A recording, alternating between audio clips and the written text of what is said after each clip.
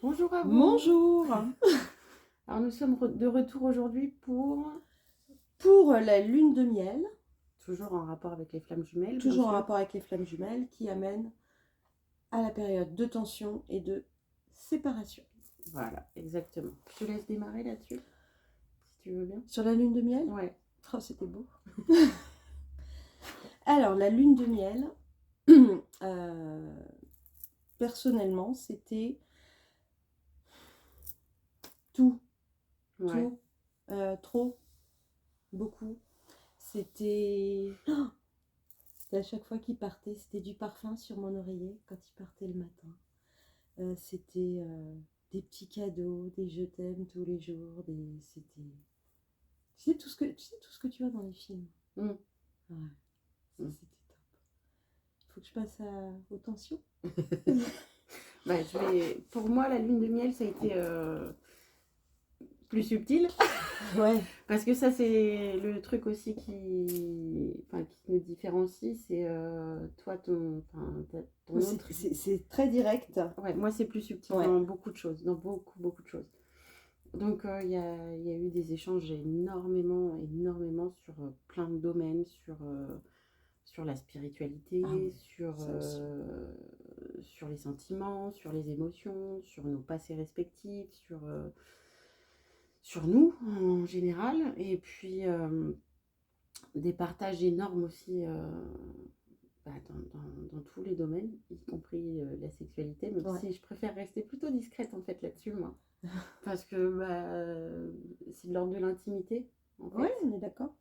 En soi, la seule chose qu'on peut peut-être dire, c'est qu'au moment de la sexualité, c'est là où on est complètement nous-mêmes.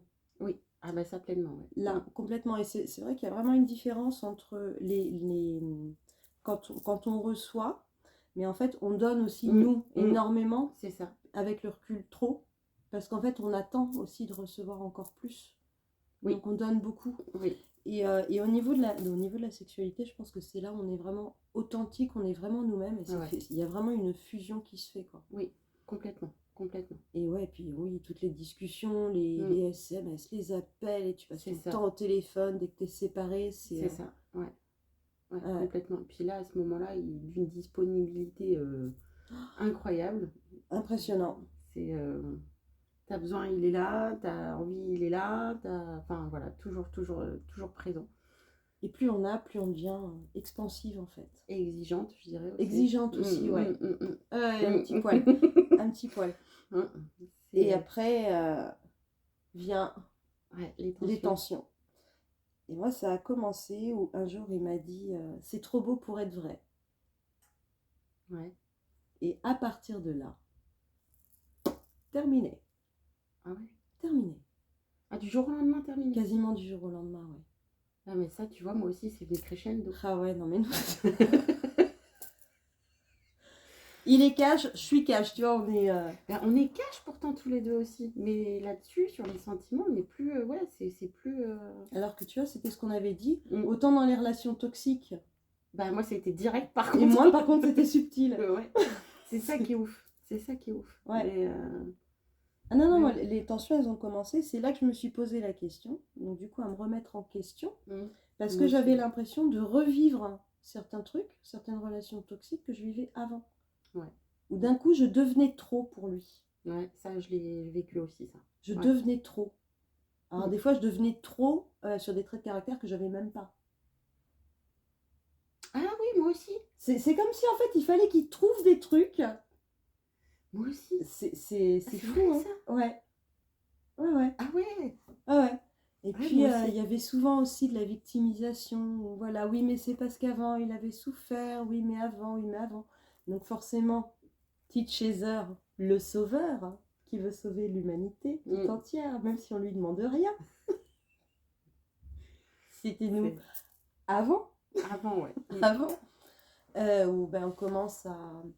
Oui, je te comprends, oui, d'accord, bon, je vais accepter ça, et puis je vais accepter ça, et puis ça, je vais accepter. Et puis au bout d'un moment, on finit vraiment par tout accepter. En sachant, enfin, pour moi, je sais pas pour toi, mais pour moi, c'est un comportement complètement inconscient, en fait. Oui. Enfin, voilà, j'en ai pris conscience que récemment. Et pourtant, j'avais déjà commencé le travail sur ma blessure d'abandon. Et en fait, tu te rends compte qu'elle n'était pas complètement guérie, quoi. En fait, il n'y a pas que l'abandon. Non, il n'y a pas que Il y a l'abandon. l'abandon, il y a l'injustice, il y a l'humiliation, il y a la trahison. Et ouais, les tensions, au bout d'un moment, pendant un moment, j'avais fait, moi, un transfert, mais complètement. C'est-à-dire je lui disais qu'en fait, il me faisait penser, j'avais l'impression d'avoir en face de moi les ex. Oui, d'accord. Ouais, j'ai pu le faire aussi, ça. Ouais. J'ai pu le faire aussi. Parce que, ouais, t'as l'impression, en fait, il trouve toujours des excuses pour être moins là.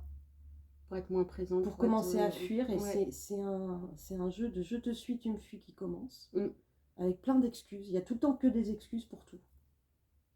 Ouais, c'est vrai ça. Il va, par exemple, reprocher à certaines personnes d'avoir des excuses pour ne pas faire quelque chose, alors que lui fait exactement ça. Oui. Oui, c'est vrai. Ça, je l'ai vécu aussi. C'est assez impressionnant. Reprocher à certaines personnes de ne pas lui donner de nouvelles et puis pas forcément m'en donner de nouvelles. Voilà, c'est ça.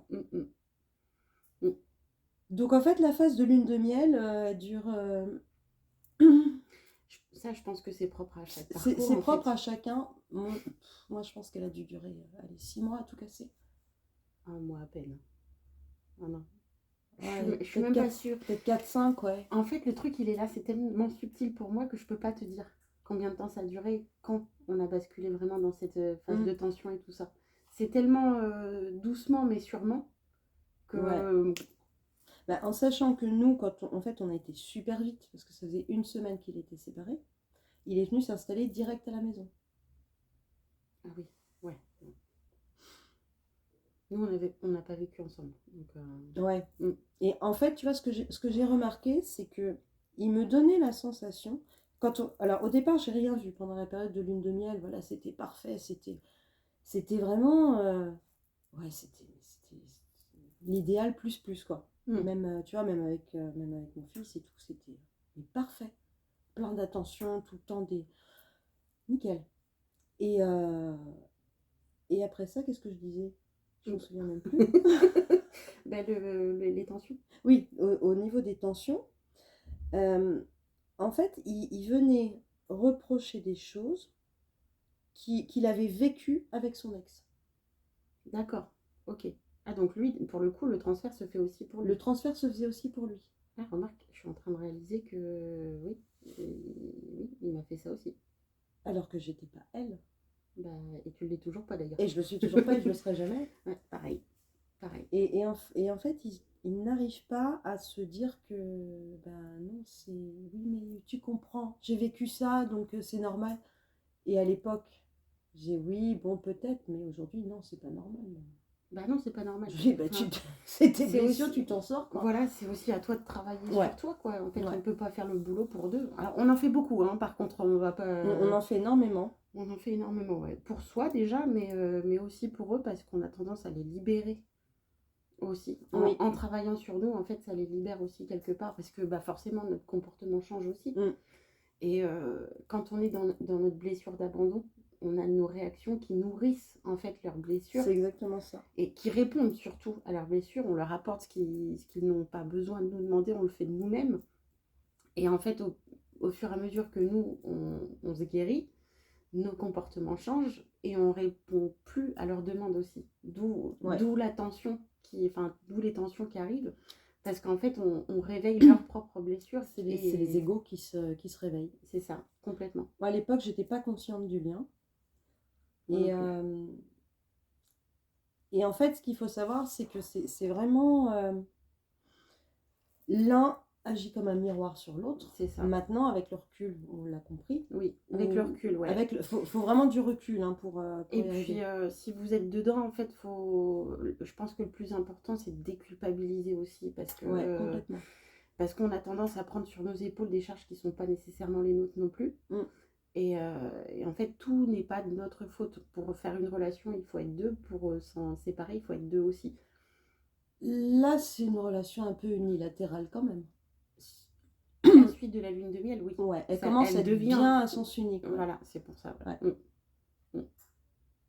Et arrive La au bout d'un moment. séparation. La séparation, pour moi, qui a été hyper brutale, mais vraiment hyper brutale.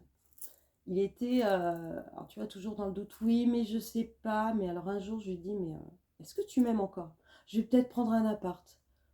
Super la réponse. Ouais. Ok. Et un jour, on a une discussion. Je lui dis, voilà, moi, j'y arrive plus. Il me dit, écoute, je pense qu'il faut peut-être qu'on prenne un peu de distance. Donc bah là, j'ai réfléchi, je vais peut-être commencer à regarder des apparts. Mhm. Bon, bah ok, écoute, s'il y a que ça pour que tu ailles mieux, pour que tu penses que tu vas travailler sur toi, d'accord. Le lendemain matin, donc en fait, il était 20h, 21h.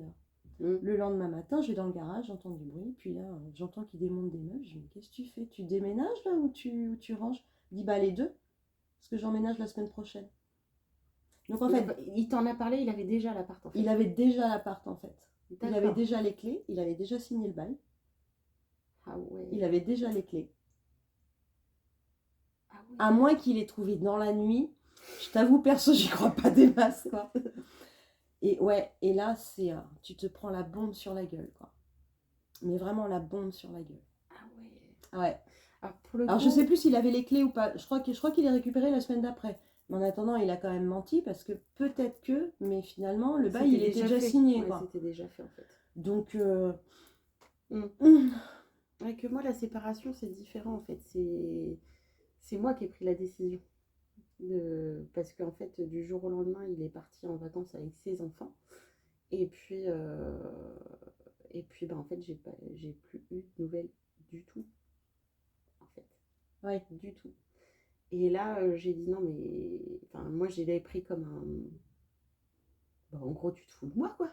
Tu te fous de moi, bah écoute, si pendant tes vacances tu m'oublies, bah je t'oublie aussi. Et donc, je lui ai envoyé un message, je lui ai dit bon, bah on s'arrête là. Donc, sûrement que c'est lui qui a pris la violence du truc, là. mais ouais, non, c'était moi et il m'a appelé ouais, à son retour. On a eu une grande conversation, on avait accepté de rester amis, etc. Puis en fait, quelques semaines après, je lui ai dit non, stop. Même en ami, je peux pas en fait. C'est trop dur pour moi et je te veux plus du tout dans ma vie en fait. Ouais. Tu vas me faire pleurer. Non. En fait, tu vois, c'était ce que je me disais hier, c'est qu'il y en a plein, tu sais, qui disent ah les flammes jumelles, c'est beau, machin, mais c'est clairement pas une sinécure. Hein. Faut vraiment pas croire ça. Alors en fait, ce qui est beau, c'est le travail qu'on peut faire sur soi. Ouais, c'est une fois qu'on a vraiment fait tout ce parcours. Ouais, voilà. Là, ça devient beau. Ouais, pendant c'est moi je trouve ça super violent en fait. Moi, ça a été l'épreuve de ma vie. Ouais, c'est vraiment ça reste beau, mais il faut être prêt quoi, parce que ça déménage quand même. Bah oui, pour le coup, ça déménage. J'ai pas fait exprès, pardon. Mais ouais, c'est perturbant. En fait, c'est une déconstruction de soi, en fait, de l'ego. Et tant qu'on est dans l'ego, on a tendance à pas se rendre compte de tout le travail qui reste à faire. Même si on a commencé, on a quand même cette part d'ego qui est là et il est nécessaire, hein, l'ego. Il a quand même son utilité et c'est une super protection quand on l'utilise à bon escient. Par contre, c'est vrai que quand on le laisse parler un petit peu trop et qu'il prend beaucoup de place, là, ça devient, bah, en fait, tout ce qui est trop ou pas assez, ça reste toxique, en fait. Donc, c'est vrai que ce parcours permet quand même de trouver l'équilibre, je crois. Et c'est cet équilibre-là qui est beau. Alors, l'équilibre, on le trouve une fois qu'on est sorti de la nuit noire de l'âme. Oui, mais ça, on en parlera plus qui tard. Arrive juste après la séparation. C'est ça. Et ça, on en parlera dans une prochaine vidéo. Mais sur la séparation, ouais, moi, je sais que la décision a été violente à prendre. Et je pense que c'est lui qui a pris la violence du truc après. Ah ouais, elle était très violente à recevoir. Ouais.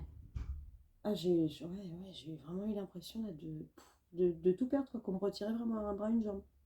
Ouais. Tu vois, surtout par le mensonge, en fait. Tu m'étonnes.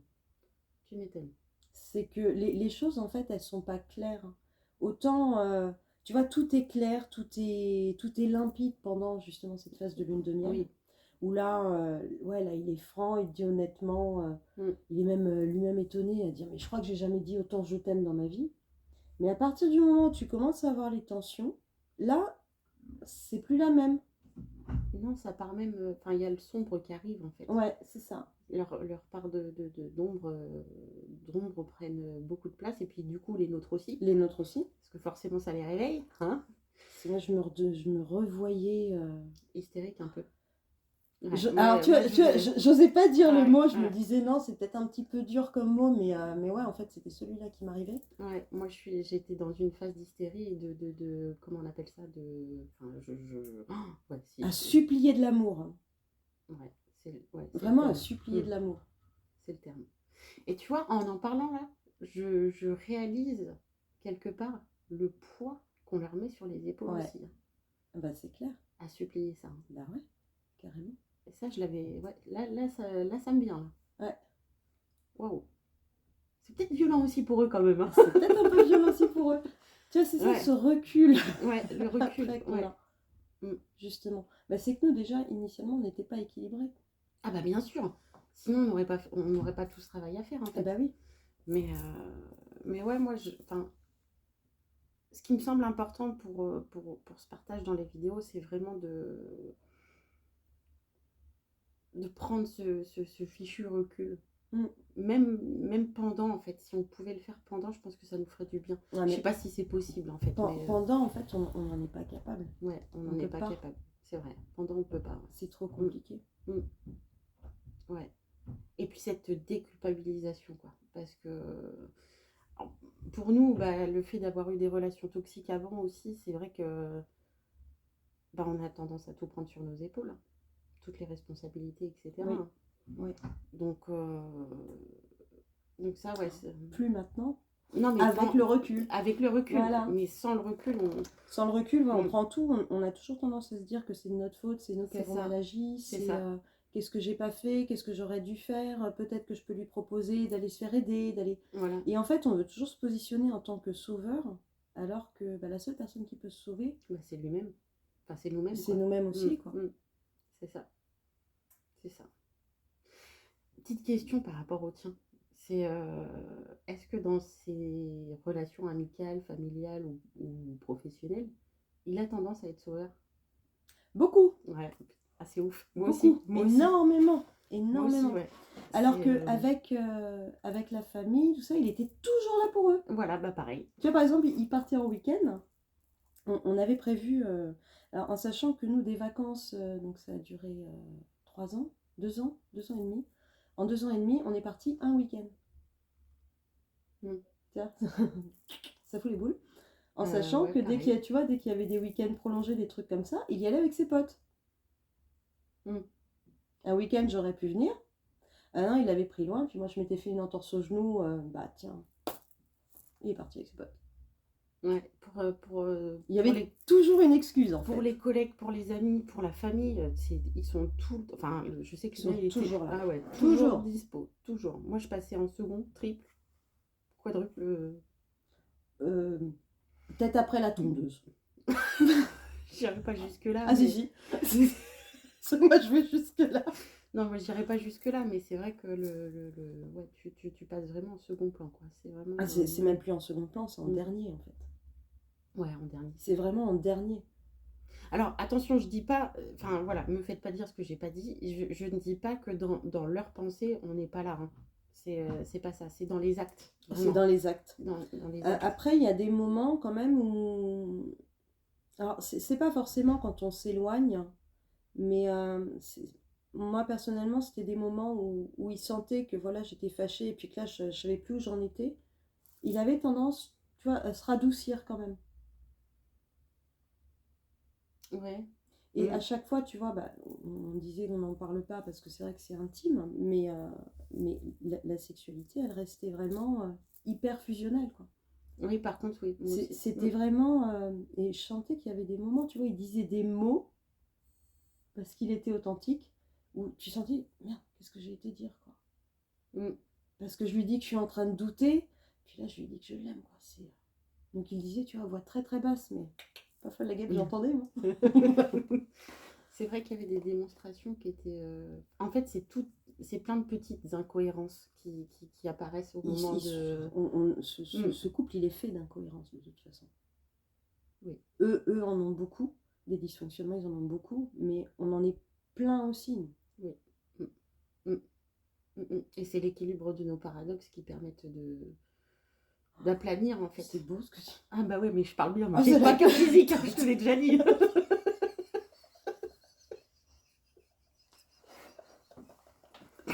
Mais ouais, c'est tout, c'est aplanir tous ces paradoxes qui fait qu'on trouve l'équilibre, en fait.